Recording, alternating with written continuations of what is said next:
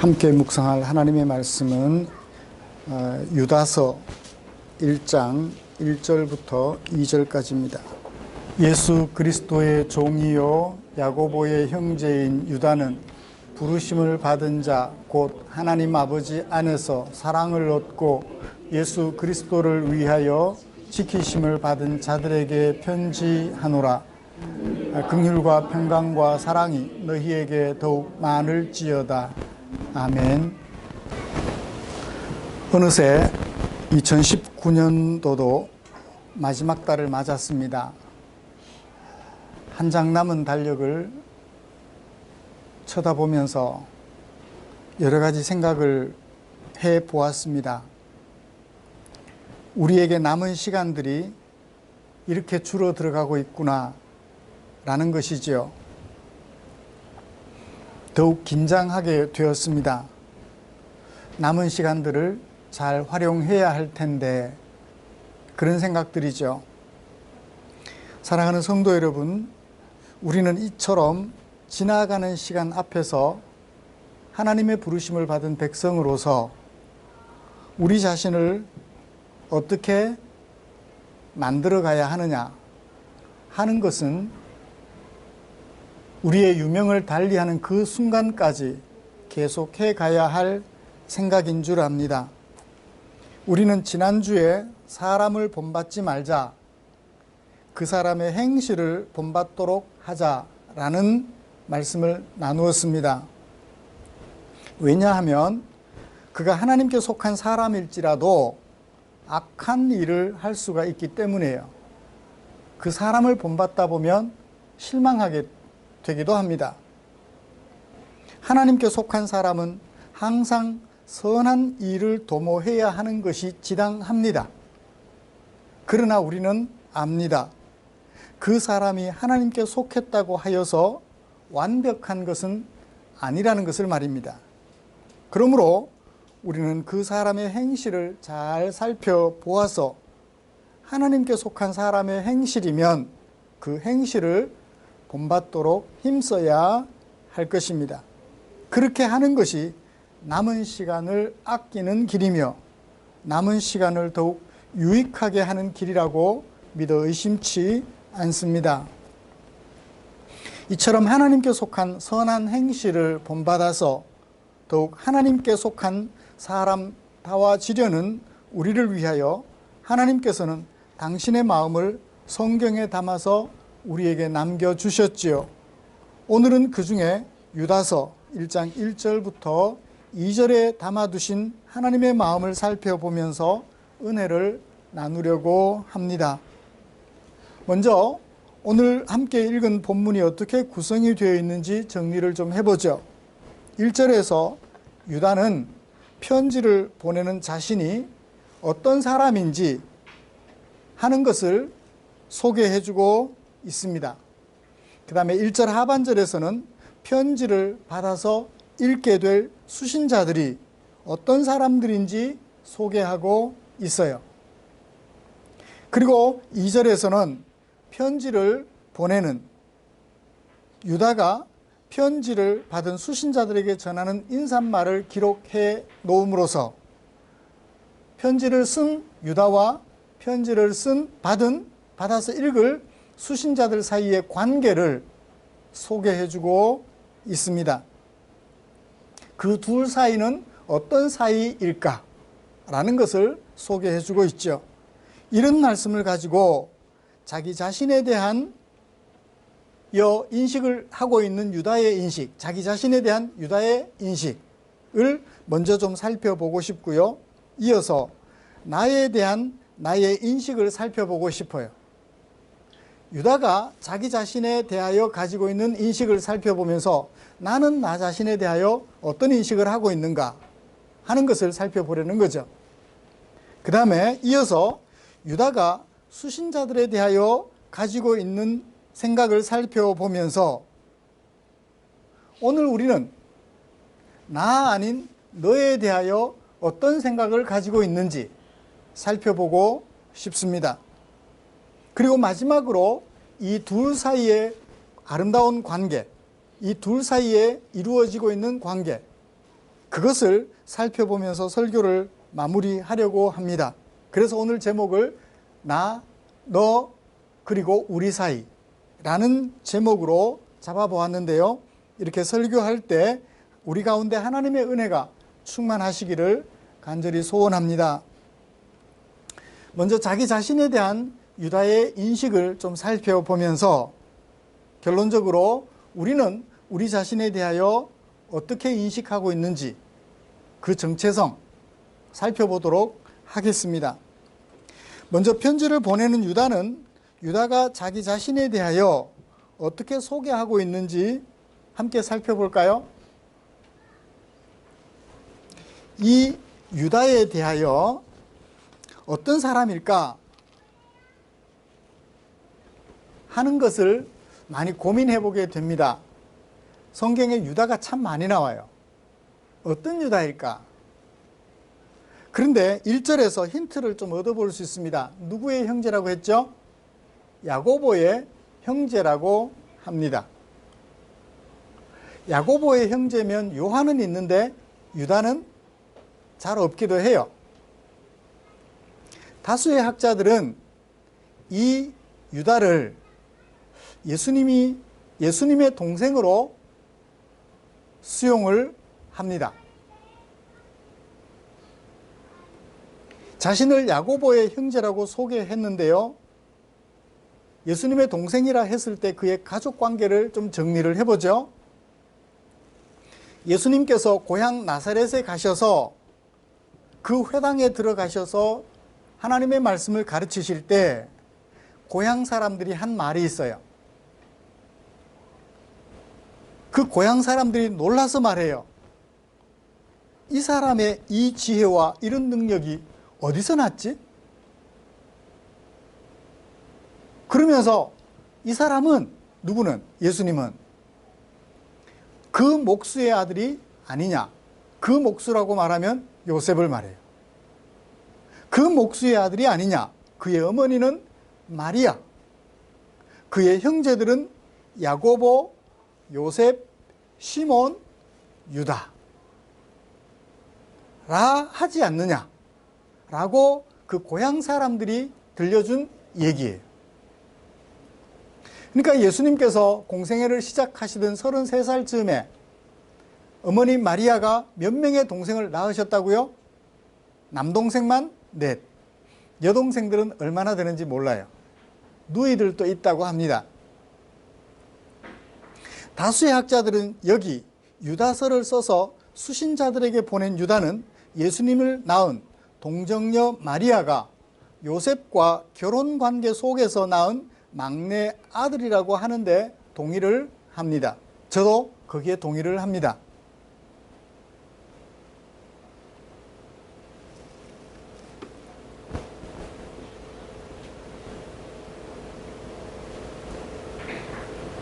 동네 사람들은 예수님을 어떻게 생각했죠?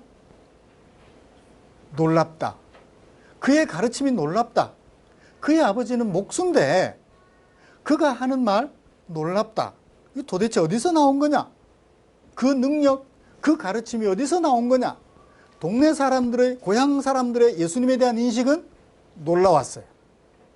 놀라웠어요.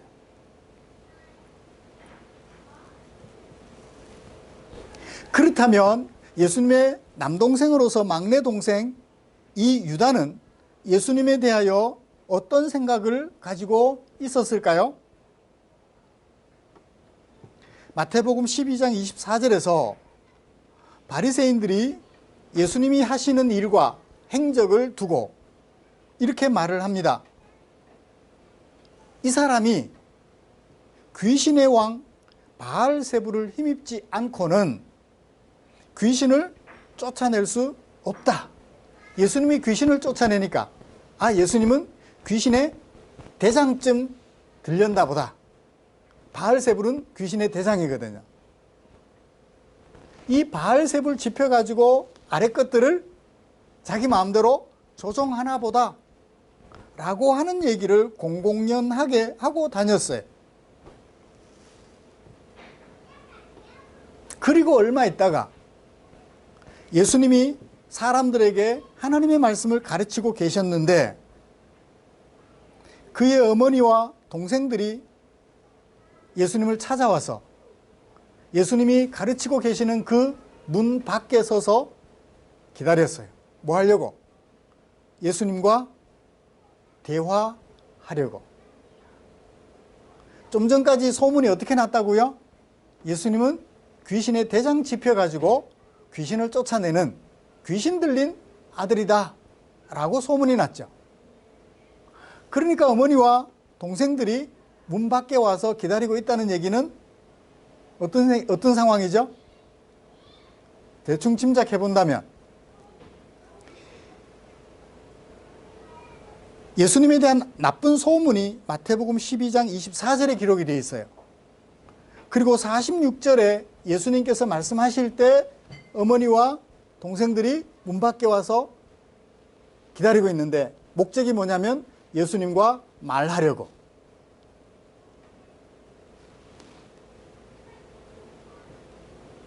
그때 예수님이 들려주신 얘기를 생각하면서 추론을 해보십시오. 제자들이, 사람들이 예수님께 말해요. 예수님, 당신의 어머니와 동생들이 문 밖에서 지금 기다리고 있습니다. 당신과 뭐 하려고? 말하려고. 그때 예수님께서 말하던 사람들에게 대답하셔요. 이렇게. 어떻게? 누가 내 어머니며 내 동생들이냐? 손을 내밀어 제자들을 가르치시며 말씀하셨어요. 나의 어머니와 나의 동생들을 보라. 누구든지 하늘에 계신 내 아버지 뜻대로 하는 자가 내 형제요, 내 자매요, 내 어머니니라 하시더라. 하필 예수님이 그때 들려주신 말씀이 뭐예요? 내 아버지의 뜻대로 하는 자가 내 형제고 내 자매고 내 부모다라. 그러면 예수님의 어머니와 동생들이 무엇 때문에 예수님을 찾아왔는지 어렴풋이 추론해 볼 수 있나요? 어떤 거죠? 가문에 망신 좀 그만 시켰으면 좋겠습니다. 하나님의 말씀을 아버지의 뜻대로 하는 거예요? 아버지의 뜻대로 하지 않는 거예요? 안 하는 거죠. 바리새인들이 예수님을 향하여 바알세불, 귀신의 대장 짚혀가지고 아랫 것들을 쫓아내고 있다라는 소문이 나니까 예수님은 어떤 분으로 인식되는 거예요? 귀신 들린 존재로 인식이 되는 거예요. 조금 센 귀신. 가문의 명예에 먹칠을 하고 다닌다라고 생각을 하지 않았을까? 그래서 예수님과 대화 좀 하려고 찾아왔는데 하필 그때 예수님께서 말씀하시기를 하나님의 뜻대로 하는 자가 내 부모요, 내 형제요, 내 자매다라고 얘기를 해요. 그걸로 보아서 자신을 찾아온 어머니와 동생들은 아버지의 뜻대로 하지 않았다라는 사실을 어렴풋이 추론해 볼 수 있습니다. 여러분, 그랬던 유다예요. 만약 제 추론이 잘못됐다면, 저와 여러분들의 추론이 잘못됐다면 뭐 또 무시해도 돼요. 그렇지만 제가 문맥으로 보기에는 아마 하나님의 뜻대로 하지 못한 것 같아서 예수님이 진짜 부모 형제는 아버지의 뜻대로 하는 새로운 가족을 얘기를 해주셨던 것이라고 믿어 의심치 않습니다. 혈육으로는 엄마, 아버지, 형제임에 틀림이 없어요. 그렇지만 하나님 안에서 진정한 백성이라면 아버지의 뜻대로 하는 자가 온 가족이다 라고 말씀해 주시는 것으로 이해할 수 있겠습니다. 이처럼 예수님에 대하여 부정적인 인식을 가지고 있었던 유다가 지금 자신을 어떻게 소개하고 있나요? 어떻게 소개하고 있죠? 예수 그리스도의 종이다 라고 소개하고 있어요. 조금 전까지는 예수님을 어떤 분? 가문의 명예를 훼손시키는 형님. 소문에 듣자 하니 아빠하고 엄마하고 사이에 결혼해서 낳은 아들도 아니고 엄마가 처녀일 때 동정녀로서 낳은 형님이라고 하는데 어쨌든 형님이니까 형님이라고 부르기는 하는데 가문의 명예를 실추시키며 가문을 망신시키는 분 정도로 생각했던 유다가 이제는 예수님의 종이라고 스스로 자신을 소개하고 있어요. 여러분, 종이라는 말이 가지고 있는 뜻이 뭐죠? 그가 나의 주인이라는 거예요. 형님이 아니라 주인이라는 거예요. 형의 말은 거역할 수 있지만 주인의 말은 거역할 수가 없어요. 그가 나의 주인이며 그가 하는 말이면 무엇이든지 따라한다라는 얘기예요. 이것이 종이라는 말이 가지고 있는 단어의 뜻이죠. 하루 종일 밖에 나가서 일하고도 와서 집에 들어와서 주인을 위하여 뭐 하는 사람? 밥상을 차리는 사람. 그가 종이에요. 그러면서 뭐라고 말해요? 주인은 갑질하는 주인. 그렇게 말하지 않고 내가 주인의 사랑을 받았으니 이런 일은 내가 마땅히 해야 될 일입니다 라고 말하는 사람. 그 사람을 가리켜 종이라고 말을 해요. 유다가 자신을 이렇게 소개하고 있어요. 어쩌다가 이렇게 됐을까요? 어쩌다가? 사도행전 1장 14절에 보면 여자들과 예수님께서 부활하신 후에 마지막 하나님의 보좌 우편으로 승귀하시는 날을 지나면서 여자들과 예수의 어머니 마리아와 예수의 아우들과 더불어 마음을 같이하여 오로지 기도에 힘쓰더라. 무엇을 위하여? 예수님께서 하나님의 보좌 우편으로 승귀하시면서 보좌 우편으로 가시면서 약속하신 것이 있어요. 사도행전 1장 8절 몇 날 후면 너희에게 성령이 오실 것이다. 너희에게 성령이 오실 것이다.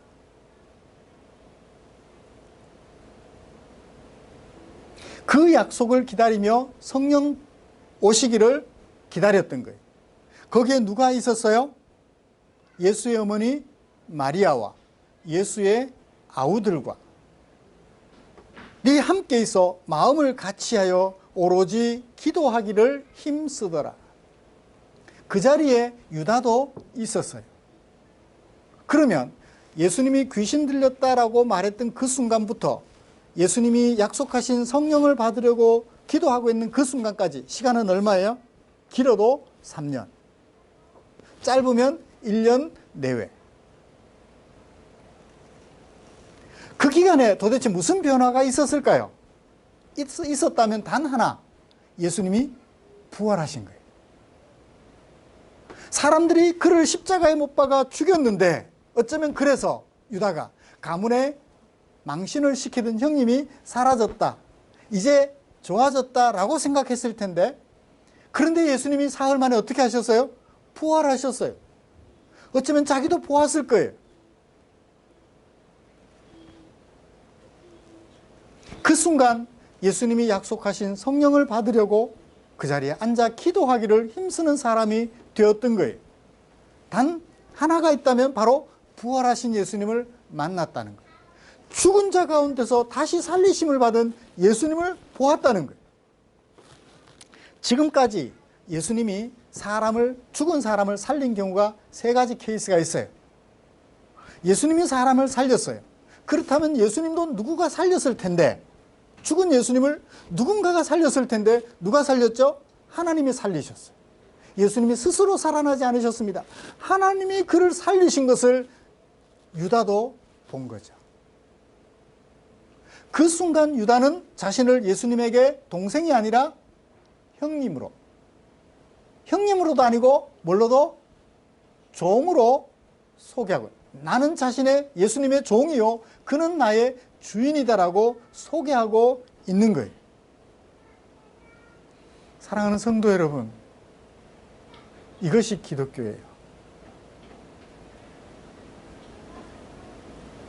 그의 가르침이 탁월해서가 아니라 죽은 자 가운데서 다시 살리심을 받은 예수님이 계시기에 유다는 예수님을 가리켜 가문 망신시키는 사람으로 생각했던 유다가 자신을 예수님의 종이라고 고백할 만큼 그 사람을 그렇게 바꿔 놓은 거예요. 여러분은 왜 이 자리에 앉아 계시나요? 그리고 예수님 앞에 왜 나는 예수의 종이라고 말을 할까요? 여러분, 부활하신 예수님을 만나셨나요? 이 세상의 모든 권력과 모든 정치적 이념과 이 세상의 모든 것들을 파하시고 하나님이 주인이 되시는 하나님의 나라를 세우실 그 일을 위하여 이 땅에 사람으로 오셨으며, 그리고 하나님의 보좌 우편에 앉으셔서 지금 우리와 더불어 왕노릇하시며 우리를 하나님의 나라로 세워가고자 하시는 부활하신 예수님을 만나셨나요? 그렇다면 이제 유다처럼 여러분도 예수님 앞에 나는 당신의 종입니다 라고 고백하실 수 있기를 주님의 이름으로 축복합니다. 나는 예수님의 종입니다. 예수님이 시키시는 일이라면 불구덩이 속에라도 들어가겠습니다. 예수님 때문에 불구덩이 속에라도 들어가야 한다면 들어가겠습니다. 누구처럼? 다니엘처럼.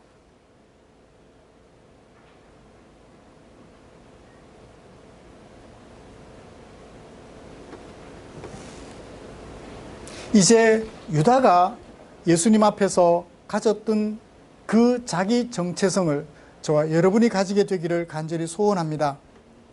이제 유다가 수신자들에 대하여 어떻게 생각하고 있는지 살펴볼까요?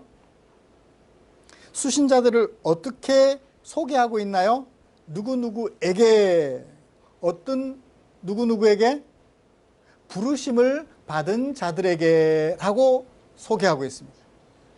유다는 수신자들을, 자신의 쓴 편지의 수신자들을 부르심 받은 자들이라고 소개하고 있어요. 부르심 받은 자들. 자기가 부른 자가 아니라, 자기가 불러낸 자가 아니라, 내가 전도한 자가 아니라, 내 사람이 아니라 누구에게 부르심을? 하나님에게 부르심을 받은 누구 사람? 하나님의 사람이라고 소개해요. 자신이 편지를 썼는데 그 편지를 읽고 듣고 지킬 사람들을 내 사람, 내게 속한 사람이라 말하지 않고 하나님의 부르심을 받아 하나님께 속한 사람으로 인식하고 있어요.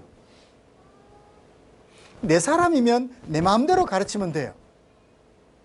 그런데 내 사람이 아니에요. 누구의 부르심을 받은? 하나님의 부르심을 받은 누구의 사람? 하나님의 사람으로 인식하고 있는 거예요. 자식을 낳으면 그 자식을 뭐라고 그러죠? 아이고 이쁜 내 새끼, 내 새끼.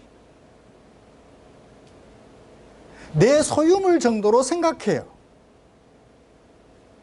내 소유물 정도로. 그래서 내가 이루지 못한 꿈을 이 아이를 통해서 이루려고 해요. 내가 이루지 못한 욕망을 이 아이들을 통해서 이루려고 해요. 대신 만족. 내 거니까. 내 거니까. 근데 유다는 한 번도 내 거니까, 내가 이루지 못한 욕망을 이루어줄, 대리 만족시켜줄 사람들로 생각하지 않았어요. 나도 하나님의 부르심을 받아 예수의 종이 되었다면 저들도 하나님의 부르심을 받아 예수의 종이 되었는데 그들이 예수의 종으로 살아가도록 도와줘야 될 존재로 생각하는 거예요. 내가 낳은 자녀라 할지라도 하나님의 부르심을 받아 하나님의 종으로 살아가도록 도와줘야 될 부르심 받은 자지 내 것이 아니라는 거예요. 유다는 수신자들에 대하여 이런 인식을 분명하게 가지고 있었어요.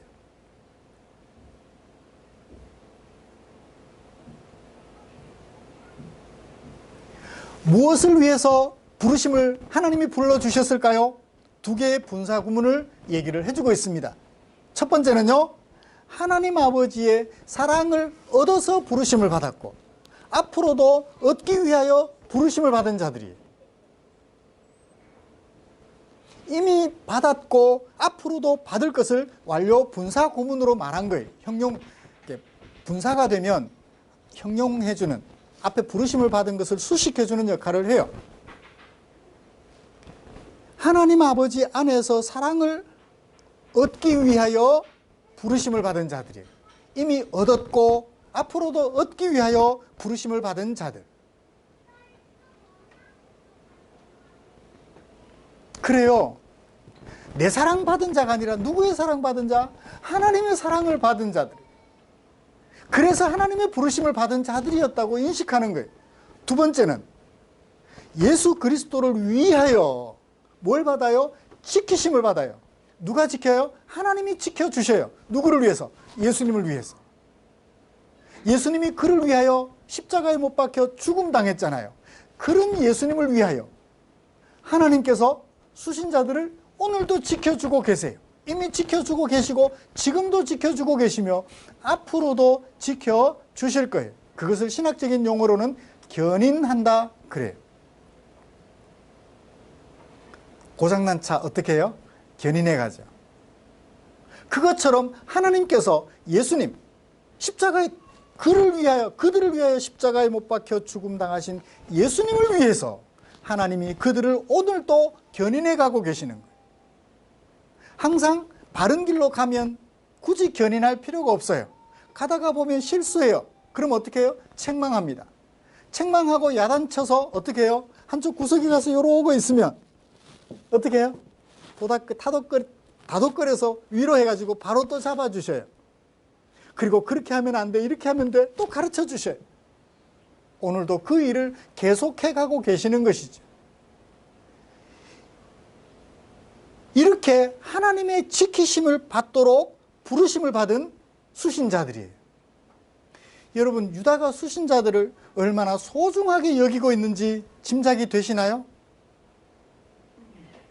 그저 자기와 친한 관계, 결혼 주례나 서중 관계, 그런 관계가 아니라 아버지의 사랑을 얻었고 앞으로도 얻으며 예수님을 그를 위하여 십자가에 못 박혀 죽음당하신 예수님을 위해서 하나님은 오늘도 그를 지켜주시려고 불러주신 그 수신자들.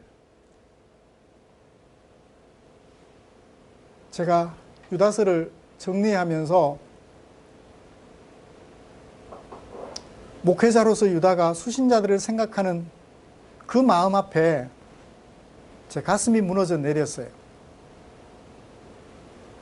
나는 우리 성도님들을 어떻게 생각하고 있는가? 어떻게 생각하고 있는가?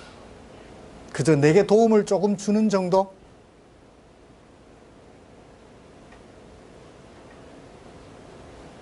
너무 가볍게 생각했다는 마음을 가져볼 수 있었습니다. 하나님의 사랑을 얻은 성도들, 하나님이 지켜주시는 성도들, 그걸 위해서 하나님이 불러주신 분이 누구라고요? 우리 성도들이라고. 그렇다면 예수님의 종인 나는 어떻게 해야 될까요?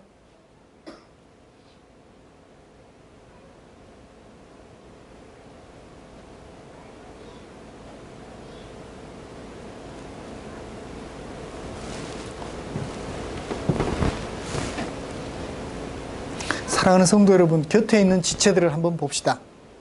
가깝게는 내 남편이고 내 아내예요. 근데 어떤 존재예요? 하나님이 예수님을 위하여 십자가에, 내 옆에 있는 이 사람을 위하여 예수님이 십자가에 못 박혀 죽음당하셨어요. 그 예수를 위하여 하나님이 오늘도 지켜주고 계시는 분이세요. 그리고 하나님의 사랑을 얻은 분이세요. 그래서 하나님의 부르심을 받은 분들이세요. 누구처럼? 나처럼. 내가 그런 부르심을 받았다면 내 옆에 앉아있는 내 지체들도 그런 부르심을 받은 존재라는 거예요. 나와 너에 대한 인식이 달라서는 안 되겠죠. 내가 소중하다면 내 곁에 함께 있는 내가 섬겨야 할 그 사람들도 그만큼 소중하다라는 것을 유다는 분명하게 인식하면서 이 편지를 썼어요. 곁에 있는 지체들 한 번 더 쳐다볼까요? 이효진 집사님, 신랑을 한번 보세요. 얼마나 소중한 존재인지. 보십시오. 내가 보기에 부족해도요, 그렇게 소중한 존재들이에요. 유다는 수신자들에 대한 분명한 인식을 가졌기에 그 아름다운 관계를 유지하기 위해서 우리 사이 어떻게 했나요? 마지막 2절 긍휼과 평강과 사랑을 기원해주고 있어요. 조금만 더욱 많도록 기원해주고 있습니다. 긍휼과 평강, 사랑. 사랑이라는 것은 명사예요.